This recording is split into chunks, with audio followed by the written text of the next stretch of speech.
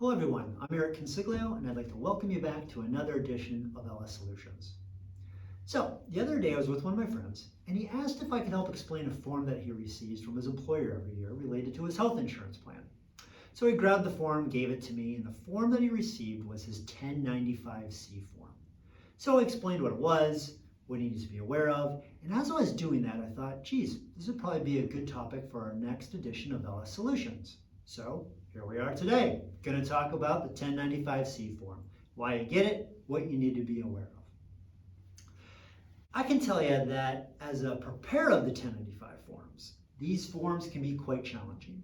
A lot of different codes, a lot of different intricacies. And over the years, I've spoken at many accounting firms, payroll companies, HR roundtables on the 1095C preparations.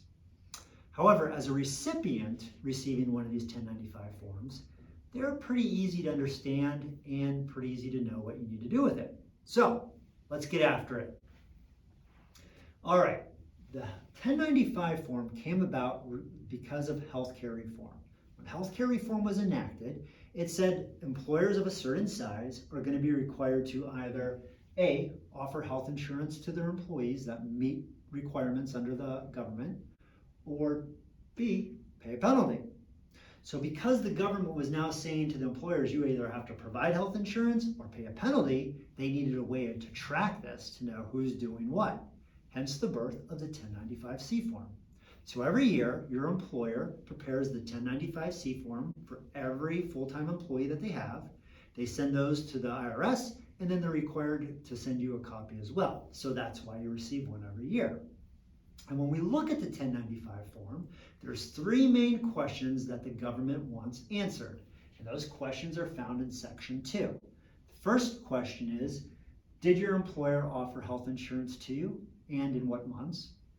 The second question is, what was the cost on a monthly basis for single-only coverage? Not family, not husband and wife, single only. And 3, were you enrolled or weren't you enrolled? So those are the three main questions that the IRS needs answered. And that's what your 1095 form does. So now you know what your 1095 form answers. Now you probably want to know, what do you need to do with it? Well, really not much of anything. No, I wouldn't recommend doing that. I would recommend keeping a copy of it for your files. Your tax preparer might ask to see it because they do need confirmation that you had health insurance, and this is that proof. Okay? So all that being said, that wraps up why you're getting your 1095 and what you need to be aware of with it. So hopefully that answers some of the questions that you had. I look forward to seeing you back for our next edition of LS Solutions. And until then, remember, at Loesel-Schaaf, it's your life, it's your business, but it's our expertise.